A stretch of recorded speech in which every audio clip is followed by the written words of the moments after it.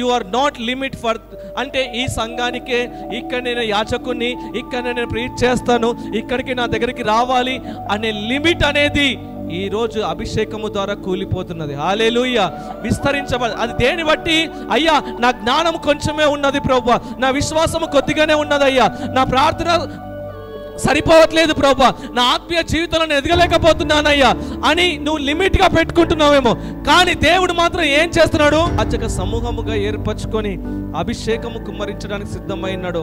సంఘము మన మీద ఈ రోజు ఎవరి మీదైతే అభిషేకము పడుతున్నదో, ఆయిల్ అనాయింటింగ్ తీసుకుంటున్నామో, ఈ క్షణము నుంచే ప్రతి ఒక్క మినిస్ట్రీ స్టార్ట్ అవ్వబోతున్నది. హల్లెలూయా. ఎందుకు? విస్తరించడానికి. నిన్ను ఎలా చేస్తాడు దేవుడు? రాజులైన యాజక సమూహముగా. అంటే ఈ యాజకత్వం గల ఆత్మ మరి ఏం చేస్తుంది మన మీద? What is the purpose of kings and priest anointing? యాజకులకు ఏమున్నది? Direct access to the God. అంటే లేవీలకు యాజకత్వం వాళ్ళకి ఏమైనది? దేవునితో ముఖాముఖిగా మాట్లాడేవారు, ముఖాముఖిగా దేవుని స్వరం వినేవారు. రోజు నుంచి అభిషేకము డైరెక్ట్ గా నీ ఆత్మ, దేవుని ఆత్మ ఏకమవబోతుంది.